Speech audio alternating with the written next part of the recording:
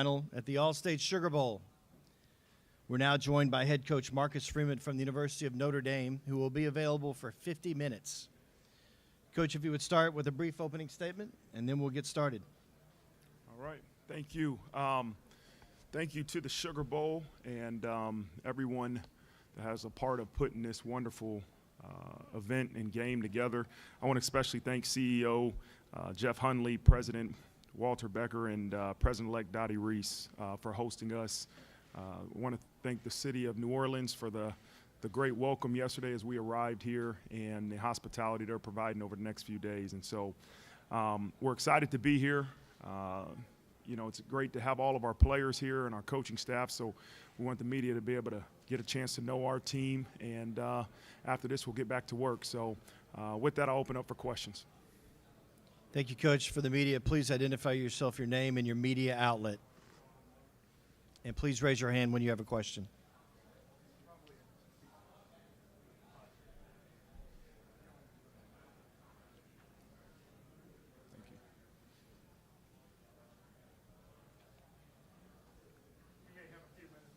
We're good. Let them spend some time. Right over here on the right side, second row.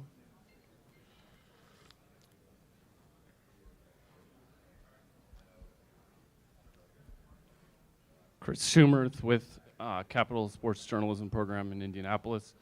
I just had a question, Coach, about your use of Aeneas Williams in the game against IU. He was on the field in a lot of key spots. I'm curious what he maybe brings that's a little bit different from your other two backs. And do you intend for that role to be similar against Georgia? Yeah, I think all of our backs provide different skill sets, and we use them in different ways. And Aeneas is a guy that has progressed all season long and has really done a great job of earning the trust that we demand from your coaches and players. And you know, he's a guy that could be in there a lot more. We just got a lot of running backs that are able to help this offense be productive. And so I see him continuing to elevate his role, continuing to be a big part of what we're doing offensively, and look forward to seeing what he does on Wednesday. Please raise your hand if you have a question. We'll get a mic to you.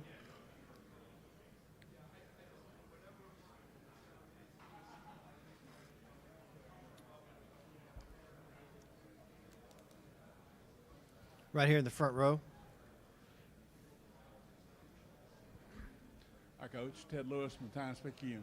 Two questions for you. First of all, would you talk about how difficult it was to lure Mike Denbrook from LSU, and also and how's that worked out?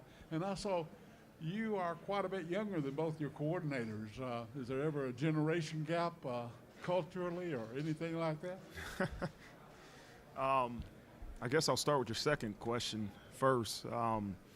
Is there a gap? There might be a gap in terms of, you know, maybe our fashion sense or, you know, the ages of our kids are close, you know, and so, but there's a lot of wisdom there, right? There's a lot of wisdom with those coordinators and all of our coaches that I'm able to utilize to help myself. But, you know, with hiring Coach Denbrock, obviously we've had a pass together for 4 years. We're at Cincinnati. When he was the offensive coordinator, I was the defense coordinator.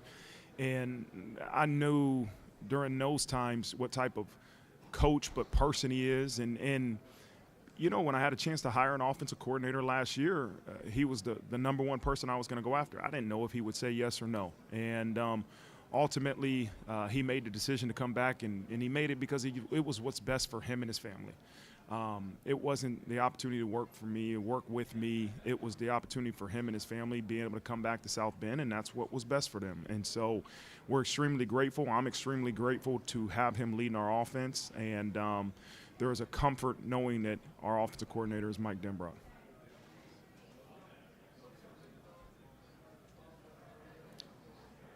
Please raise your hand if you have a question. Right here in the second row, right side. Yeah, Coach, Brooks Austin with Sports Illustrated. I'm sure you've answered this question before at this point, but how do you prepare for a guy like Gunnar Stockton knowing that there's not a tremendous amount of game tape for him? Well, I think you you utilize the game film that's there, right? There's 80-something plays of him playing this year and doing a really good job at running their offense, right? I don't think they're going to change their offense completely because of who's at quarterback. He does a lot of things well that Carson Beck did well, right? He can throw it. Carson Beck's more athletic than I thought until I started watching the film. He can do a lot of really good things, and he makes great decisions in those 86 plays that we watch. And so I don't assume it's going to be that much different, but it's also a game of adjustments, right? We have to be able to see what they're trying to do in their plan of attack versus our defense and be able to adjust. And that's what, the game of football has been all year.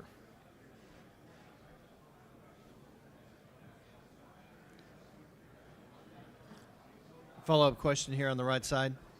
Yeah, kind of similar light. When you studied this team on Georgia on offense and defense, how stylistically similar do you find them to be to what you guys do at Notre Dame? There are some parallels. I do believe they're an offense that believes in running the football, and that's what we believe in. Our offense philosophy, we have to be able to run the football. That creates a lot of openings in the pass game. And although we might throw for more yards than we do run sometimes, it doesn't matter. It's a philosophy of being able to run the football. And I think Georgia has a similar mindset. They got big old linemen that are tough, that can drive you off the ball, do a really good job of trying to take advantage of what you are giving them defensively. And so those are similar things that we do. We want to get the ball to our playmakers in space, no matter who those playmakers are, and let them make plays. And so I think there is some overall general philosophy similarities between the two offenses, but obviously there's some differences too.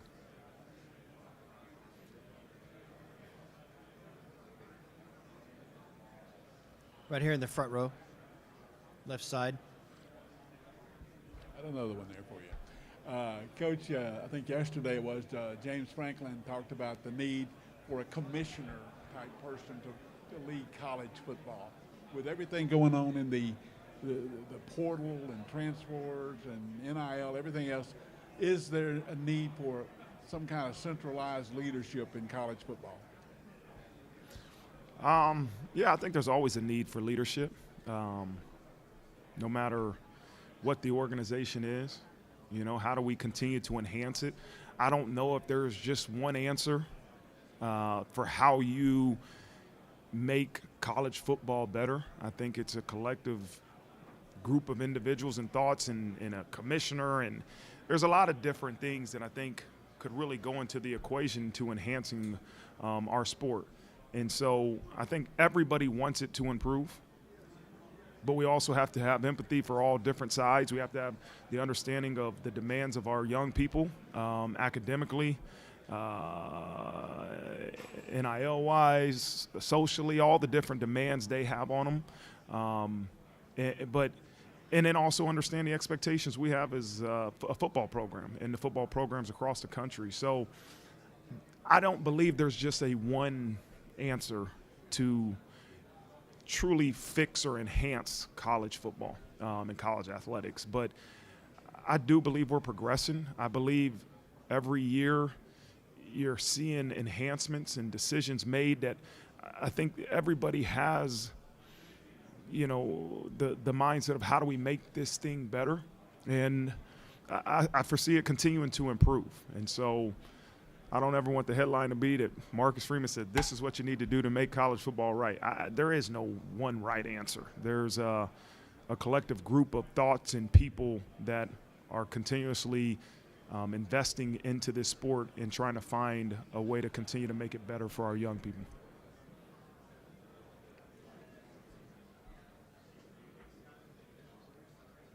Please raise your hand if you have a question.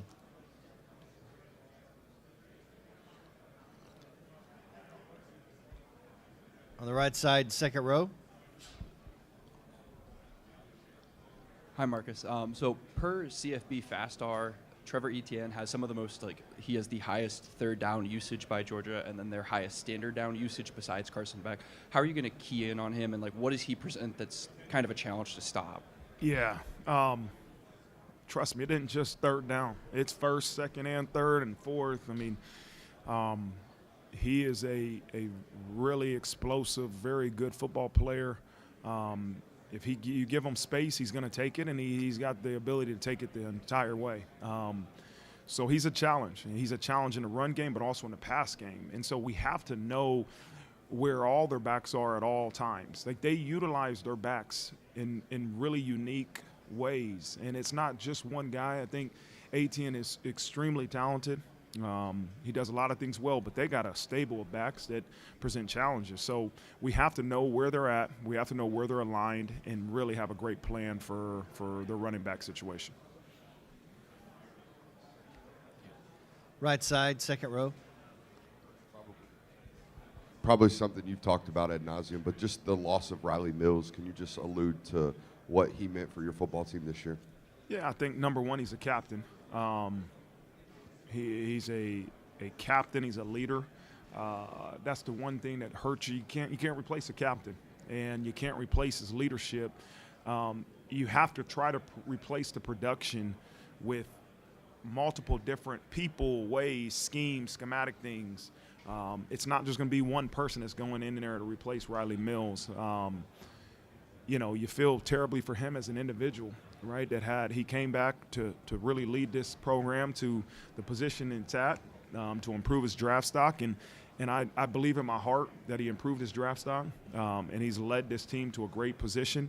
But now we have to be able to replace his production with capable guys that we have in this program. And so we've got some guys that have played a lot of ball behind Riley that will step up to the challenge and I believe do great things on Wednesday. Second row. Kind of like a similar question to my previous one. So Riley Leonard has your second highest usage on rushing plays. As we just talked about with an injury, how do you balance when you run him, because he's such a critical component of the offense, with trying to protect him from injury as you anticipate having 2 more games to play? Yeah. We know the ability that Riley has to run the football is something that helps our offense. It's not always a design quarterback run. It's sometimes his decision to take off and make a play with his legs.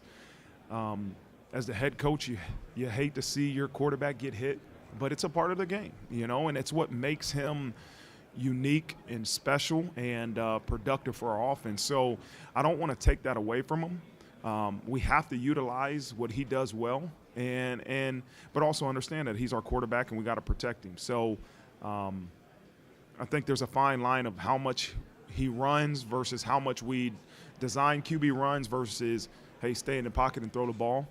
We have to utilize all 3 different areas in our offense, and that will be a part of our plan coming up.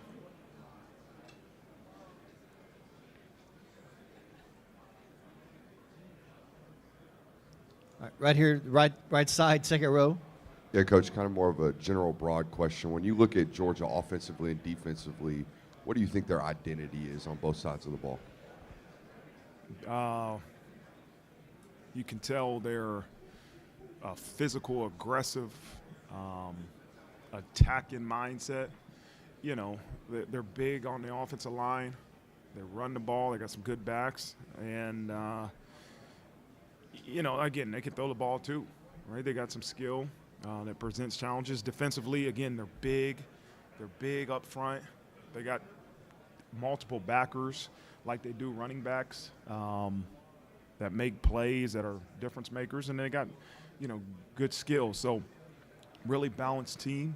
I think when you say what's their identity, I don't know what they want to be. I know what I see is a physical, sound team that plays with velocity, and that's something that we often talk about in our program, is that at the end of the day, it's not going to be about tricking your opponent. It's going to be about playing with velocity, which would equals violence and, some other physical attacking words. So it's a really good football program.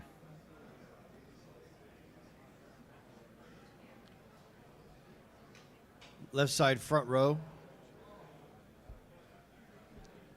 Getting plenty of stuff in here. Y'all are obviously able to enjoy being at home against Indiana for the first round of the playoffs. Here you're coming down to a bowl trip, and you've made them before, and you've had 3, 4, 5 days, and now it's come in 1 day of practice, so forth.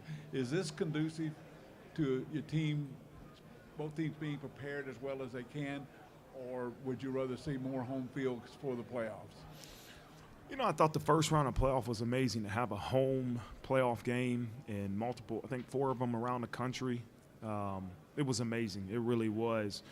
But you don't want to take away from the history and what makes college football special in these bowl games. You know, the Sugar Bowl, I think, is the second longest bowl in all of bowls, right? And I grew up watching the Nokia Sugar Bowl, which is now obviously the All-State Sugar Bowl and the Rose Bowl and some of these famous bowl games that I think it's awesome that we're able to have these home playoff games in the first round, and you still keep the tradition and the history of these bowl games as you go into, you know, the quarterfinals and the semifinals and the finals. I think it's a great mixture. I think they got the formula right in terms of the location and you know, being able to play that first round at home or on a college campus, and then still keeping intact the history and tradition of our bowl games. Please raise your hand if you have a question.